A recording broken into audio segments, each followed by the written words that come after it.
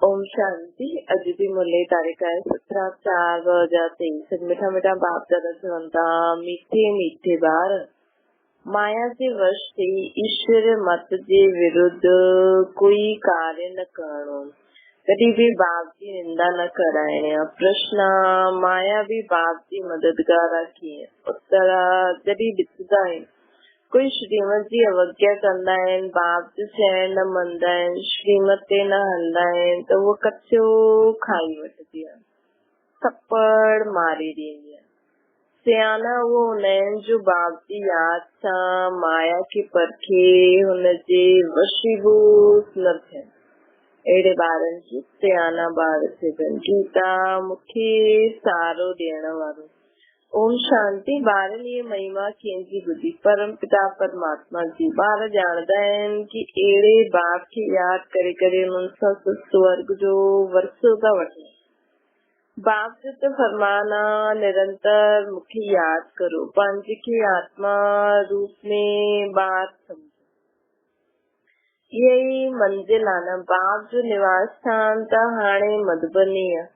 हाणे बाप खां वरसो कीअं मिले? जेतिरो जो बाप खे यादि कंदा ओतिरो उन्हनि जा पाप कटंदा वेंदा, ऐं जो बाप जे वरसे खे यादि कंदा उन्हनि जे खाते में खजानो जमा थींदो वेंदो।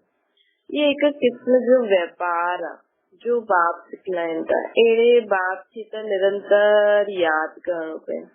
अगर यादि न कंदा त माया पत्थर मारदी आहे। माया कोई घटि न आहे, बल कोई केतिरो बि चए मां ॿार आहियां, बस स्थूल व सूक्ष्म सर्विस बि कंदा रहनि, लेकिन बाप सां योग लॻाइण न ॼाणदा आहिनि त हुनखे सपूत ॿार न चइबो।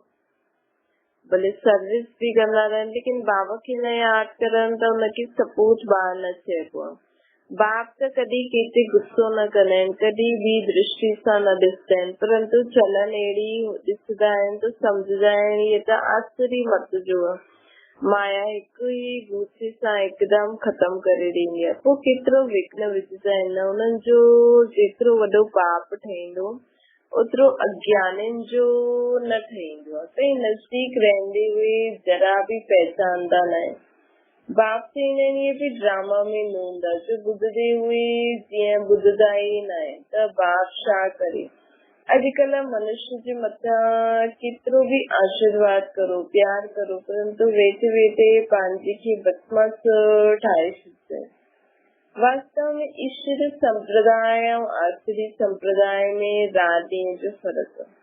हिन दुनिया में कंहिंजो बि बाप सां गॾु योग न आहे। ईअं अहिड़नि खे पोइ बाप अची करे ईश्वर संप्रदाय जो ठाहींदा आहिनि। तामें बि कोई त ईश्वर जा ठहिया हुननि जे मथे हलंदा आहिनि, ऐं जो न हलंदा आहिनि उहो बसमत ठही जली मरदा आहिनि। त ईश्वर मथे स्वर्ग जा मालिक देवता था ठहनि। ॿियो कोई स्वर्ग वञण जे बदिले कांसिता ते वेही भस्मीभूत थी वेंदा आहिनि। कई त बाबा जे मथे हली करे स्वर्ग जो मालिक था ठहनि, कई त स्वर्ग वञण जे बदिले कांसिता ते वेही भस्मीभूत था थी वेंदा आहिनि। बाबा ॿारनि खे केतिरो युक्ति सां उठाईंदो आहे, परंतु माया अहिड़ी आहे जो अहिड़ो वार कंदी आहे जो निंदा कराइण जे निमित थी वेंदा आहिनि। जो सियाना ॿार हूंदा आहिनि उहे त हिकदमि बाप जी श्रीमत ते हलंदा रहंदा आहिनि। बाप जी पहिरियों आज्ञा आहे, मुझ पारलौकिक बाप की यादि करो त सुधार थे। जो बाप सां योग न लॻाईंदा आहिनि, श्रीमत ते न हलंदा आहिनि त माया बेटी हुनखे खाई छॾंदी आहे। माया खे बाबा बेटी चईंदा आहिनि, छोजी माया बि बाबा जो उल्टो हथ आहे न, मदद कंदी आहे न एग्जाम वठण में। बाप त परम धाम खां आया आहिनि, ॿारनि खे पढ़ाए करे नर्स सां श्री नारायण ठाहियल आहे। पोइ अहिड़े बाप सां न फरमान बरदार ठही वेंदा आहिनि। ॿाहिरि निकिरंदे ई माया जो थप्पड़ लॻी वेंदो आहे। पोइ तरस पईंदो आहे, काथे काथे वीचारी कन्याएं माताउनि जे बंधन अची वेंदो आहे। काम जो हल्को नशो बि थियो त किरी पईंदो।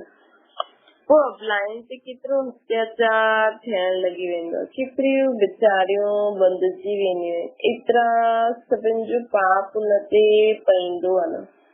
जेका ॿार बाबा जो ज्ञान न वठी सघंदा आहिनि जे कारण त एतिरनि सभिनि जो न वठण जो पाप न आत्मा ते पईंदो आहे, जंहिंजे कारण उहो नथी वठी सघनि। ॾाढी कड़ी सजा खाईंदा आहिनि, ॻाल्हि न पुछो।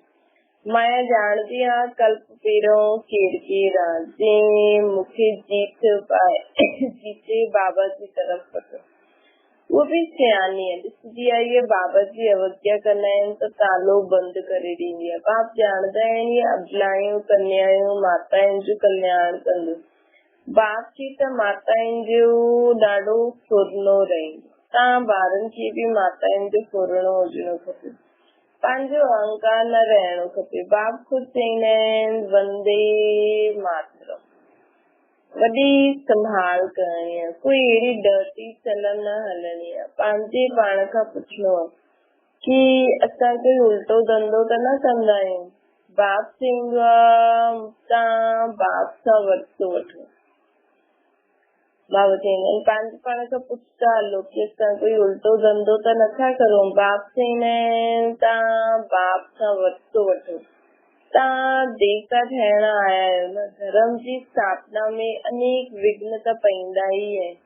क्राइस्ट जे समय में बि ईअं कई निकिता जे निंदा आदि कई, आसुरी संप्रदाय मारे छॾियईं, पहचाननि। हाणे उन्हनि जे केतिरा चर्चा बि थिया आहिनि, परंतु इन सां फ़ाइदो त कुझु बि न आहे। माया जो ठही तमो प्रधान ठही विया आहिनि। जाते बि वञो हुतां खां मिलंदो कुझु न आहे। दिन प्रतिदिन ॿियो ई दुखी तमो प्रधान थींदा वेंदा। सम्झो गुरु नानक वटि वेंदा आहिनि, हुननि सां छा मिलंदो? उहो सिर्फ़ु चवंदा आहिनि तव्हांखे पवित्र रहणो खपे, परंतु अपवित्र ई रहंदा आहिनि। सिर्फ़ु हुननि जो भॼन आदि ॻाईंदा आहिनि त मिलंदो त कुझु न आहे न।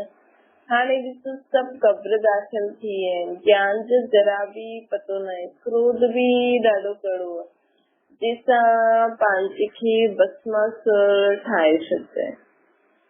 क्रोधी आत्मायूं पंहिंजे खे भस्मासुर ठाहे छॾंदियूं आहिनि, पोइ जमा थियण जे बदिले घाटो थी वेंदो।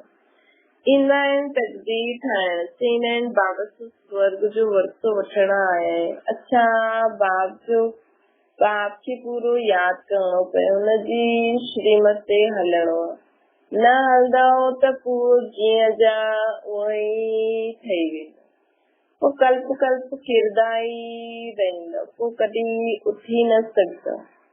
अगरि हाणे न ठहियो त कल्प ईअं ई ठहींदा। हाणे पुरुषारत करो त ऊच ते ऊच ठही सघंदा आहियो। बाप केतिरो सम्झाईंदा आहिनि, बाबा चवनि था हाणे पुरुषारत करो त ऊच ते ऊच ठही वेंदा। बाप केतिरो सम्झाईंदा आहिनि, बोर्ड ते बि लिखल आहे न, ईश्वरीय विश्वविद्यालय परमपिता परमात्मा स्थापन कयो, उन्हनि सां स्वर्ग जी राजाई जो वरितो पाइणो।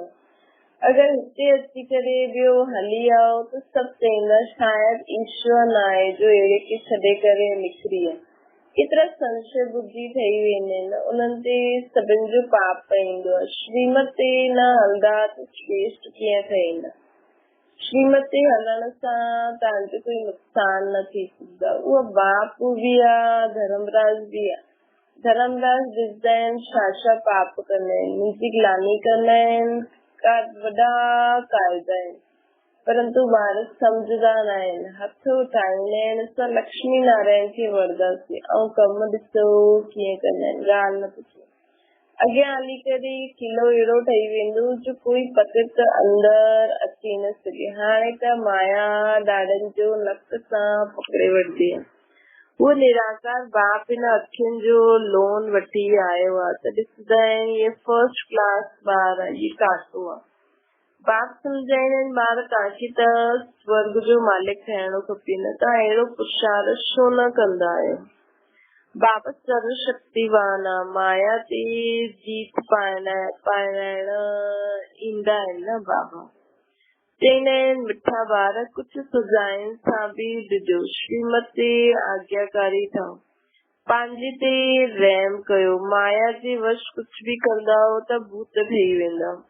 भवानी माता चइबो आहे न, कोई त भवानी जो वारिस ठही वेंदो आहे, कोई भूत ठही वेंदो आहे। त सभु भवानी मातायूं आहिनि जो सभिनि खे ज्ञान अमृत पीआरदा आहिनि। वफ़ादार ॿारनि खे माता पिता जी आशीर्वाद रहंदी आहे। वफ़ादार न त शांति सां वञी करे काथे परे रहनि त सुठो आहे। अच्छा, मीठी मीठी सिखिलंदे ॿारनि प्रति माता पिता बाप दादा जो यादि प्यार और गुड मॉर्निंग। रूहानी बाप जी सभिनि रूहानी ॿारनि खे नमस्ते। रात्रि क्लास असांजी बि रूहानी माता बाप दादा खे यादि प्यार गुड मॉर्निंग और नमस्ते। यादि प्यार गुड मॉर्निंग और नमस्ते। रात्रि क्लास 68 जा आहिनि।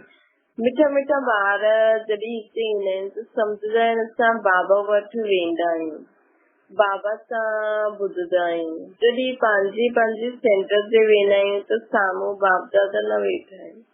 काथे काथे गोप बि हलाईंदा आहिनि। मुरली त सहज आहे, कोई बि धारणा करे क्लास कराए सघंदा आहिनि। ब्रह्मणी वेठी त आहे, ब्रह्मणियूं वेठी त आहे। बाबा पुछंदा आहिनि कोई मुरली पढ़ी करे पोइ मुरली जो सार ॿुधाईंदा आहिनि, कोई मुरली पढ़ी करे ॿुधाईंदा आहिनि। जो मुरली हथ में उठाए करे ॿुधाईंदा आहिनि उहा हथ उठाए, मुरली हथ में न उठाए करे बिगर मुरली ई ॿुधाईंदा आहिनि उहा हथ उठाए। मुरली हथ में त हुजणी खपे न, पढ़े हुए पोइ सार वेही ॿुधायो। कोई मुरली पढ़ी करे ॿुधाईंदा आहिनि। नंबरवार था महारथी घोड़े सवार प्यादा। सभी त एक्यूरेट न पढ़दा न, कोई त पढ़दा बि रहंदा आहिनि, एडिशन करे रेस्ट बि ॿुधाईंदा रहंदा आहिनि। रसीले नमूने आहिनि। सभी ईअं न सम्झाए सघंदा आहिनि। हिते त बाप ई सम्झाइनि। बाप ॿारनि खे चवंदा आहिनि कोई ॻाल्हि में संशय न हुजणो खपे। हिकु बाप ई सभी कुझु ॿुधाईंदो आहे। हुन स्कूलनि में त अनेक पढ़ाइण वारा हूंदा आहिनि, अलॻि अलॻि पढ़ाईंदा आहिनि। हिते त हिकु ई पढ़ाईंदो आहे, हिकु ई एम ऑब्जेक्ट आहे। हिन में प्रश्न पुछण जो रहंदो ई न आहे। सुबुह जो हिते वेही ॿारनि की यादि जी यात्रा में मदद कंदो आहे। ईअं न सिर्फ़ु तव्हांखे यादि कंदो आहे, सॼी बेहद जे ॿारनि खे यादि कंदो आहे। तव्हांखे हिन यादि सां सॼे विश्व खे पावन ठाहिणो आहे। उंगली तव्हां कंहिंमें ॾींदा आहियो, पवित्र त सॼी दुनिया खे ठहिणो ई हूंदो आहे। त बाप सभी ॿारनि ते नज़र रखंदा आहिनि। सभी शांती में हली वञनि, सभिनि जो अटेंशन खिचवाईंदा आहिनि।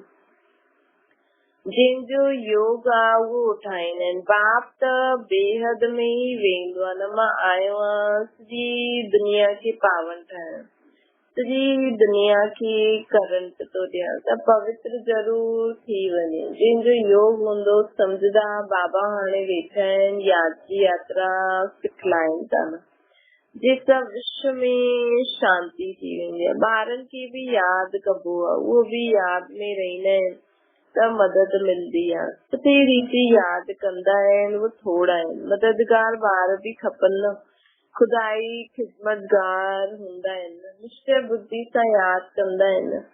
तव्हांजी पहिरीं सब्जेक्ट आहे पावन ठहिण जी। गोया तव्हां ॿार निमित ठहींदा आहियो बाप सां गॾु, बाप खे सॾु कंदा आहियो, हे पतत पावन अचो। हाणे उहो अकेलो छा कंदो, ख़िदमतगार खपनि न। तव्हां ॼाणंदा आहियो विश्व खे शांत ठाहे करे उन ते राज कंदासीं। अहिड़ी बुद्धि हूंदी तॾहिं नशो चढ़ंदो कि असां पूरे विश्व खे शांत करे पावन ठाहे बाबा सां गॾु हुन ते राज कंदासीं। तव्हां ॿारनि खे भारत खे हेवन ठाहिणो आहे न। तव्हां ॼाणंदा आहियो बाप जी श्रीमत सां असां पंहिंजे योग बल सां पंहिंजी राजधानी स्थापना था करूं। नशो रहणो खपे। हिन में कोई स्थूल ॻाल्हि त आहे न, इहा त रूहानी ॻाल्हि आहे न। ॿार सम्झंदा आहिनि हर कल बाप हिन रूहानी बल सां असांखे विश्व जो मालिक ठाहे छॾियो। बाबा रूहानी बल सां असांखे पूरे विश्व जो ई मालिक ठाहे छॾियो।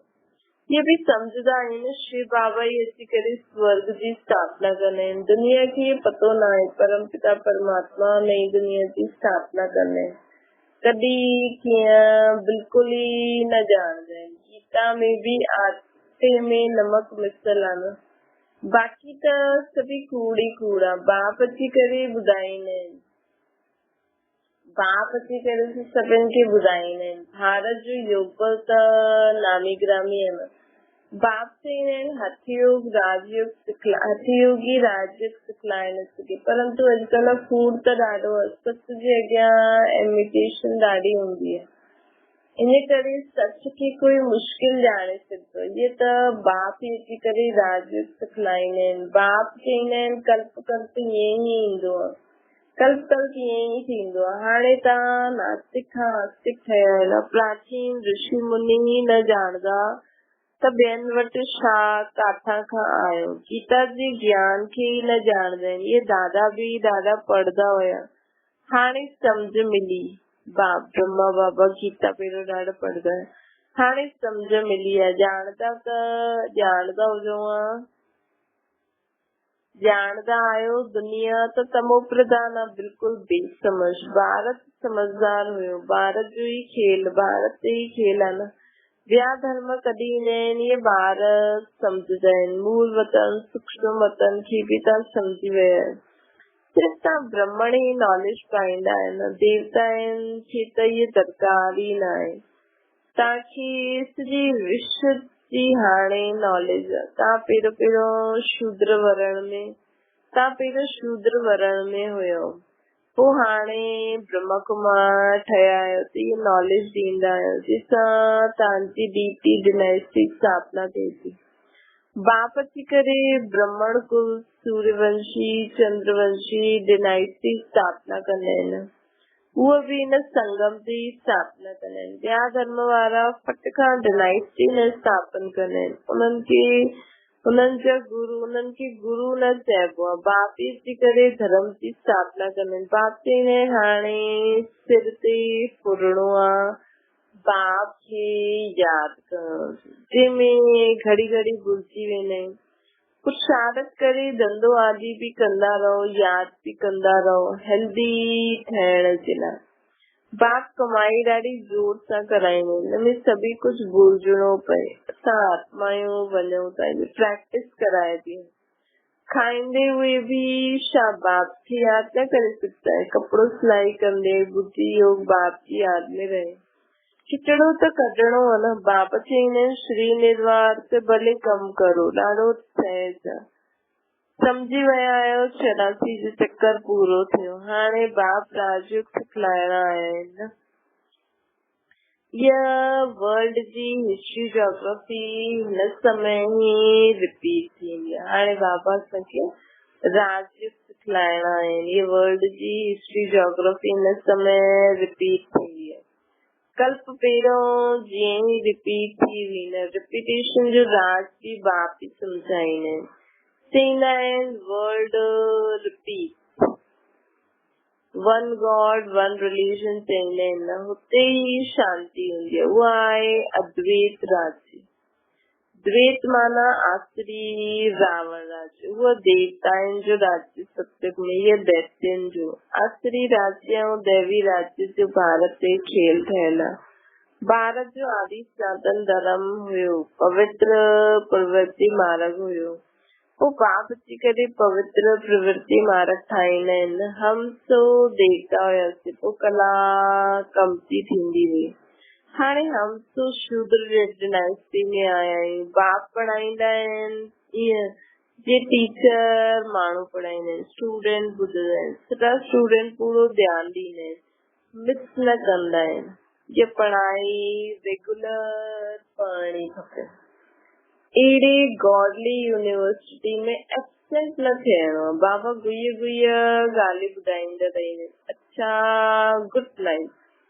रूहानी ॿारनि खे नमस्ते। धारणा जे लाइ मुख्य सार बाप जो आज्ञाकारी वफ़ादार थी करे आशीर्वाद वठण जो पात्र ठहिणो आहे। कोई बि अवज्ञा न करणी आहे। ॿियो आहे कॾहिं उल्टी सुलटी चलन हली करे पंहिंजी तकदीर खे लकीर न लॻाइणो।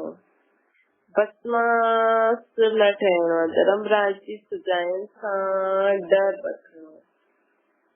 उल्टी चलन हली करे पंहिंजी तकदीर खे लकीर न लॻाइणो। वरदान आहे दिल में हिकु दिलाराम बसाए करे सहज योगी ठहिण वारा सर्व आकर्षण मूर्त ठहो। दिलाराम खे दिल ॾियण अर्थात दिल में बसाइण, इनखे सहज योग चइबो आहे। जिते दिल हूंदी उते ई दिमाग़ बि हलंदो आहे। जॾहिं दिल ऐं दिमाग़ अर्थात स्मृति संकल्प शक्ति सभु बाप खे ॾेई छॾियो, मन वाणी कर्म सां बाप जा थी वियो त ॿियो कोई बि संकल्प कहिड़ी बि प्रकार जी आकर्षण अचण जी मार्जन ई न आहे। जॾहिं सभु कुझु बाबा खे ॾेई छॾियो। स्वप्न भी हिन आधार सां ई न। जॾहिं सभु कुझु तुंहिंजो चई छॾियो त बि आकर्षण अची न सघंदी आहे। सहज ई सर्व आकर्षण मूर्त ठही वेंदा। स्लोगन आहे बाप सां ईश्वरी परिवार सां जिगरी प्यार हूंदो त सफलता मिलंदी वेंदी। बाप सां ईश्वरी परिवार सां जिगरी प्यार हूंदो त सफलता मिलंदी वेंदी। ओम शांति।